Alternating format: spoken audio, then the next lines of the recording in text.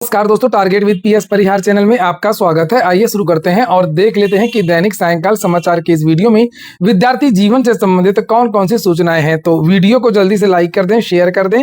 जिन छात्रों ने चैनल को अभी भी सब्सक्राइब न किया हो तो जल्दी से सब्सक्राइब कर लें ताकि आप लोगों को इसी प्रकार की ऑथेंटिक और सॉलिड अपडेट से सबसे पहले मिलती रहे।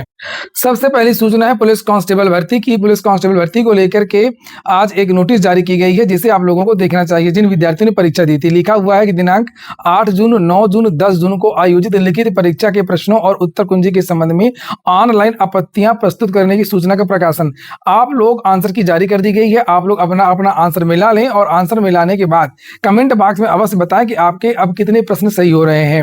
उसके बाद में कट ऑफ को लेकर के हम लोग वीडियो बनाएंगे। मैंने अभी तक कट ऑफ का कोई वीडियो नहीं बनाया, इसीलिए बहुत सारे विद्यार्थी कमेंट भी कर रहे थे सर पुलिस कांस्टेबल भर्ती का पाली वार कट ऑफ का वीडियो बनाई कि किस पाली के कितने नंबर वालों का चयन हो सकता है फिजिकल के लिए।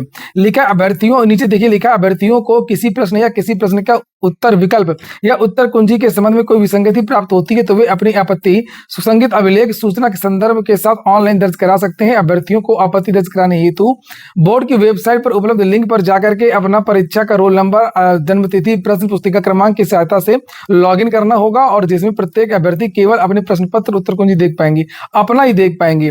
और लिखा है कि अभ्यर्थीगण आपत्ति दाखिल करने की अंतिम तिथि तक ही अभ्यर्थी ऑनलाइन आपत्तियां दर्ज करा सकते हैं। जिस प्रश्न के संबंध में एक बार आपत्ति दर्ज की जा चुकी है उस पर पुनः आपत्ति नहीं की जा सकेगी। तो जिन जिन प्रश्नों में आप लोगों की समस्या हो रही है, ज्यादा से ज्यादा विद्यार्थी आपत्तियां दर्ज करवाएं। ये ना सोचें कि किसी ने कर दिया होगा। और उसके बाद में फिर हम लोग कट ऑफ पर चर्चा करेंगे। आप लोग मिला लीजिए, मिलाने के बाद में कमेंट में अपना बताइएगा स्कोर और ये भी बताइएगा कि आपकी जो परीक्षा वो किस तारीख को हुई थी, मतलब किस दिन को, 8 को, 9 को या 10 को। और तभी एक सटीक आंकड़ा लग पाएगा कि कितनी कट ऑफ जा सकती है। और उसके बाद में अगली जो सूचना है वो है एपीओ भर्ती को लेकर के। पहले एपीओ की चर्चा कर लेते हैं, जो कि लोक सेवा आयोग ने जिसने नोटिस जारी किया। उसके बाद हम लोग इत्मीनान से टीजीटी पीजीटी को लेकर के चर्चा करेंगे। आप लोग वीडियो को लास्ट तक देखिएगा और सभी विद्यार्थी वीडियो को लाइक अवश्य कर दिया करें।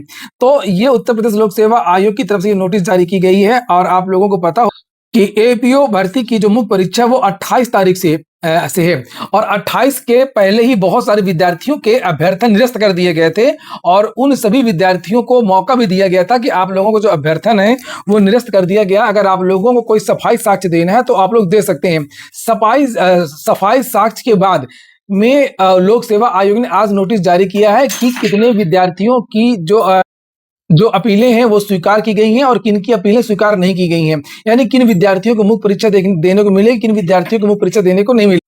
तो जो भी इस भर्ती से संबंधित विद्यार्थी हों जिनका अभ्यर्थन निरस्त कर दिया गया था वो सभी विद्यार्थी इस नोटिस को देख लें। यहाँ पर ये देखिए और इसमें लिखा हुआ है कि सहायक अभियोजन अधिकारी मुख्य परीक्षा के संदर्भगत आयोग की विज्ञप्ति दिनांक 11 जून 2026 के क्रम में जिन 82 विद्यार्थियों का अभ्यर्थन निरस्त किया गया था उनमें से 41 अभ्यर्थियों द्वारा अपीलीय प्रत्यावेदन प्रस्तुत किया गया। प्राप्त प्रत्यावेदन पर आयोग द्वारा सम्यक रूप से विचार किया गया है। विचारोपरांत अपील का निस्तारण निम्नवत है। तो आप लोग देख लीजिए किन विद्यार्थियों की जो अपील है वो निस्तारित की गई है। जैसे कुछ विद्यार्थी यहाँ पर हैं, इनकी अपील स्वीकार की गई है। नीचे कुछ और विद्यार्थी यहाँ पर ये 2-3 रोल नंबर दिए हैं, इनकी डेट ऑफ बर्थ में अंतर था। हाई स्कूल की मार्कशीट में और था, फार्म में कुछ और था। विद्यार्थियों ने कहा गलती हो गई है, कहा ठीक है गलती हो गई तो कोई बात नहीं है, उसको सही कर लीजिए। इस तरीके से लोक सेवा आयोग ने कुछ विद्यार्थियों को कंसीडर किया है। और अब हम बात करेंगे टीजीटी पीजीटी धरने को लेकर के। जैसा कि आप सभी को पता है कि जुलाई के महीने में नई टीजीटी पीजीटी शिक्षक भर्ती का विज्ञापन जारी हो सकता है। इसको लेकर के लगातार सुबुगाहट चल रही है और समाचार पत्रों के माध्यम से, मीडिया के माध्यम से, गुप्तचरों के माध्यम से भी जानकारी मिल रही है कि भर्ती की प्रक्रिया बहुत तेजी से आगे बढ़ रही है। इस हिसाब से ये अंदाजा लगाया जा रहा है कि भर्ती का विज्ञापन बहुत जल्द जारी होगा। लेकिन सबसे बड़ी एक समस्या और दुर्भाग्य है कि इस भर्ती में जो नई नियमावली जारी हुई थी, नई नियमावली के लागू होने से बहुत सारे जो पुराने विद्यार्थी हैं वो शिक्षक भर्ती से बाहर हो रहे हैं। पुरानी जो नियमावली को हटा करके नई नियमावली जारी होने से योग्यता में बहुत ज्यादा बदलाव हुआ है। कई विषयों में बदलाव हुआ है और खास तौर से जो सबसे बड़ा बदलाव हुआ है वो प्राविधिक कला को लेकर के है। क्योंकि अब पहले क्या था कि प्राविधिक कला का एक डिप्लोमा, एक कोर्स हुआ करता था, उसको करने के बाद में विद्यार्थी इंटर के बाद से ही प्राविधिक कला का अगर आप लोग डिप्लोमा जो भी कोर्स है वो कर लेते हैं तो आप लोग टीजीटी शिक्षक के लिए आवेदन कर सकते थे। लेकिन जब नई नियमावली आ गई है तो उसमें कला में स्नातक होना चाहिए प्लस आपको बीएड भी होना चाहिए। पहले बीएड की अनिवार्यता नहीं थी। और तो अब कला में स्नातक और बीएड करने के लिए 5 साल चाहिए। अचानक से अभी पिछले साल ही नई नियमावली जारी हुई है।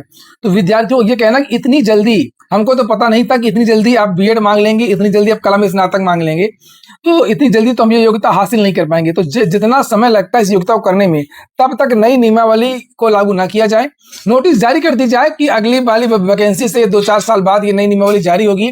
लेकिन फिलहाल जब तक इन सभी विद्यार्थियों के पास वो योग्यता नहीं है, तब तक पुरानी नियमावली से ही विज्ञापन जारी किया जाए, चूंकि ये बहुत बड़ी भर्ती है और उसमें जितने भी छात्र हैं वो काफी पुराने हैं। तो इसी को लेकर के प्रयागराज में लगातार धरना प्रदर्शन चल रहा था। अभी पिछले दिनों पत्थर गिरजाघर में देख रहे थे आप लोग, युवा मंच के नेतृत्व में ये धरना प्रदर्शन था और लगातार 5 दिन धरना प्रदर्शन चला। और उसके बाद में शिक्षा सेवा चयन आयोग के, ये देख सकते हैं आप लोग, उप सचिव संजय सिंह, जो चेयरमैन है, उनके पीआरओ वो धरना स्थल पर आए और माध्यमिक शिक्षा के जो अपर निदेशक है कामताराम पाल जी, वो भी आए धरना स्थल पर।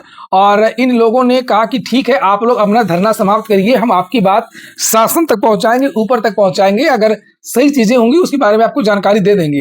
लेकिन अभी तक कोई भी जानकारी इन विद्यार्थियों को नहीं दी गई है। जैसे कि हमेशा होता, विद्यार्थियों से ज्ञापन लेकर के कूड़ेदान में फेंक दिया जाता है एक तरीके से, यानी कि कुछ खास चीजें नहीं होती, विद्यार्थियों को बताया भी नहीं जाता है। कम से कम मेल के द्वारा बताया जाना चाहिए ना, जैसे मुख्यमंत्री, जैसे आईजीआर पोर्टल है, अन्य चीजें, तो उसमें बताया जाता है कि आपका पत्र आवेदन यहाँ तक पहुंचा, तहसील में, ये थाने में, जहां पर भी है। और इस तरीके के ज्ञापन में कोई भी जानकारी नहीं दी जाती है।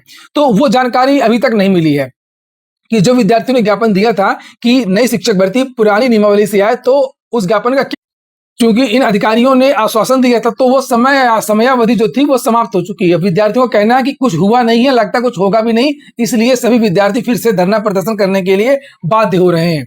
तो युवा मंच की तरफ से आज एक प्रेस विज्ञप्ति जारी की गई है कि 22 तारीख को धरना प्रदर्शन हो, और इन अधिकारियों ने जो आश्वासन दिया था, उस आश्वासन पर ये अधिकारी खड़े नहीं उतरे।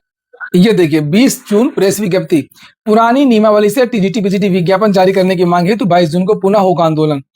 अभी भी बहुत सारे विद्यार्थी आए थे धरना प्रदर्शन में, बहुत सारी छात्राएं भी आई थी। लिखा है कि अशासकीय सहायता प्राप्त माध्यमिक विद्यालयों में रिक्त लगभग 23,775 पदों पर टीजीटी पीजीटी भर्ती का नया विज्ञापन पुरानी नियमावली के दर पर जारी करने की मांग को लेकर के प्रतियोगी छात्रों का आंदोलन एक बार फिर से तेज होने जा रहा है। युवा मंच की टीम एवं प्रतियोगी छात्रों द्वारा 11 जून से लेकर के 15 जून 26 तक पत्थर गिरजाघर सिविल लाइंस प्रयागराज में लगातार आंदोलन किया गया था।